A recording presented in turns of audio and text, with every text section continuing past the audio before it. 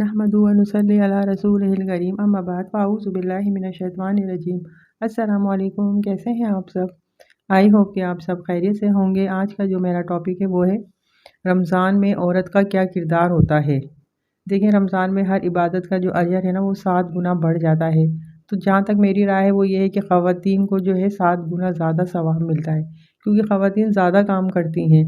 पहले सहरी के अंदर जो है औरत ही उठती है, सब घर वालों के लिए जो है वो सहरी तैयार करती है, फिर अफ्तारी तैयार करनी होती है, फिर उसके बाद जो है उसको दस्तरखान लगाना होता है। तो जैसे ही सब मगरिब की नमाज़ पढ़ कर आते हैं तो फिर चाय की तलब होती है कि भाई चाय चाहिए, तो वो फ़ौरन से चाय बनना शुरू हो जाती है कि भाई चाय बनाएं जल्दी से। उसके बाद सब चाय पीते हैं, फिर खाने का टाइम हो जाता है, फिर वो खाना तैयार करती है। और जो बर्तन होते हैं उसका तो आप कुछ पूछे ही नहीं, इस कदर बर्तन जमा हो जाते हैं रमज़ानों में कि बंदा ऐसा लगता है कि बस हमारा काम जो है ना वो सिर्फ बर्तन धोने का ही है। वाकई में बहुत ज़्यादा बर्तन होते हैं, सहरी के बर्तन, अफ्तारी के बर्तन, खाने के बर्तन, चाय के बर्तन, बर्तन ही बर्तन ही होते हैं बस।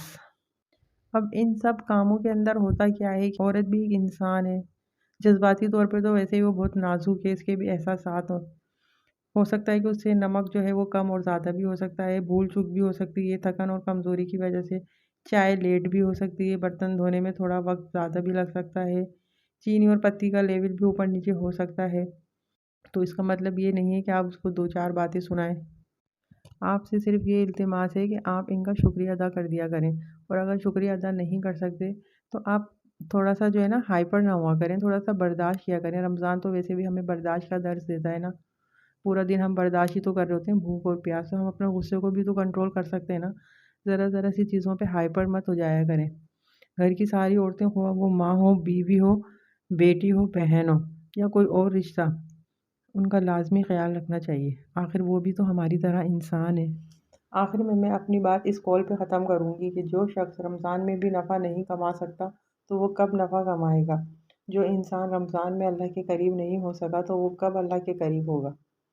आई होप कि आपको मेरी बात समझ में आ गई होगी। आपको आज की वीडियो पसंद आई होगी। वीडियो पसंद आई है तो इसको लाइक करें, मेरे चैनल को सब्सक्राइब करें और इस वीडियो को शेयर करें।